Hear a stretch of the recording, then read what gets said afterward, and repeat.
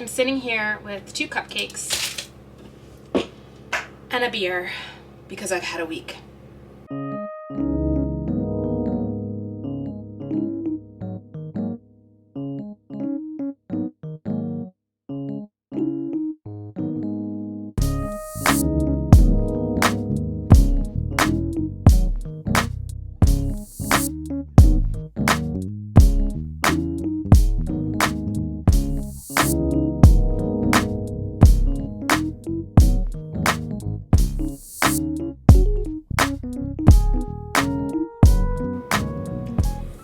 Everything started off fine. I was in Flagstaff. It was my first destination. Drove up there, did a boondocking site. Everything was fine. Hitched up, drove to Colorado next. So my trip to Colorado, which the drive was fine, was calculated to be about 5 hours. So what I didn't plan for was a place to take a break and let the dogs walk, and I didn't plan for food. So by the time I got to my site, I was just straight hangry. So the next morning I woke up and my dream that I had in my head came true. I was sitting at this table with my laptop, ready to do some work. I had this beautiful view.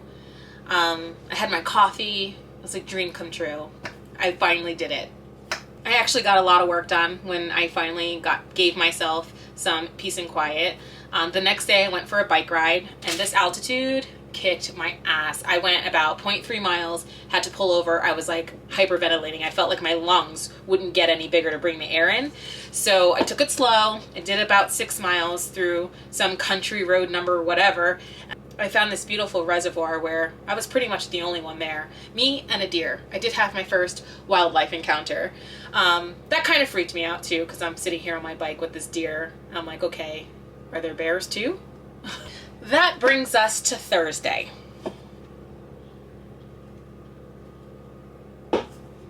Thursday is the 24 hours before I was scheduled to break camp and drive up towards Denver. So part of the list of things I needed to do was to empty my black tank and empty my gray tanks and put all the hoses and everything away. Simple, right? So, and some of you are not going to want to be friends with me after you hear this.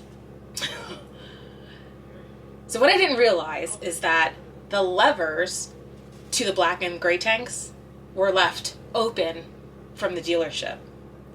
So if I go to take the cap off of the black tank, everything would come rushing out. So I couldn't take the cap off to put the hose on. You get what I'm saying?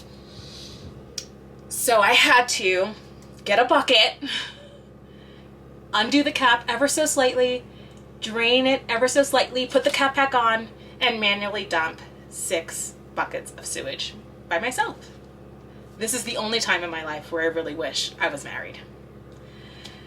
Anyway, I put on my big girl panties, got it done, emptied the 6 buckets, put the hose on, cleared the rest out. Everything was good after that. Friday morning, I take the dogs for a walk, and I had this whole plan. So Friday, I was going to leave Dolores, Colorado, and I was going to drive to Ouray, and then from Ouray, I'm going to go to Grand Junction. I was going to do a harvest host there overnight, and then go east to Denver. So that was my plan. So as I'm taking the dogs for a walk, one of my neighbors at the campsite decided to have a little conversation with me, and he's like, "Oh, where are you going?" And I said, "I'm going to Denver." And he goes, "How are you getting there?"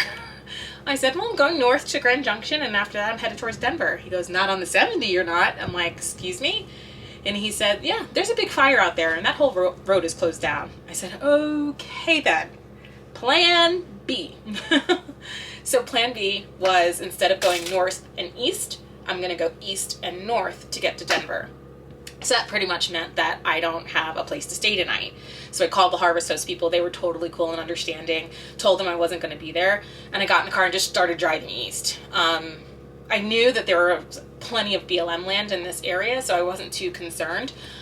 So I headed east, and I found this BLM land area. And it's absolutely gorgeous. I'm at the base of a mountain. But when I get here... I pass the entrance to the area where you pull off. And so I said, "Oh, I need to turn around." No cars around, so I'm like, let me just make a U-ey in the middle of the road, forgetting I'm towing a fifth wheel. And of course, I jackknife it. Boom. I hear this noise, and I think it's Houston, or Peyton, sorry. I think it's Peyton scratching in the back. I'm like, what's going on? And I look up, sure as shit, camper right into my truck.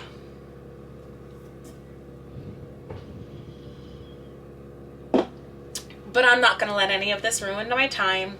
These are the things that happen when you're living your dream life. These are the things that happen when you are full-time RVing, and shit's going to happen, and cupcakes and beer will fix it. So that's my story so far. Hopefully I'm gonna feed in some, B-roll and some pictures. I've never done this before, but a lot of you said that you wanted to hear about my journey, so here it is.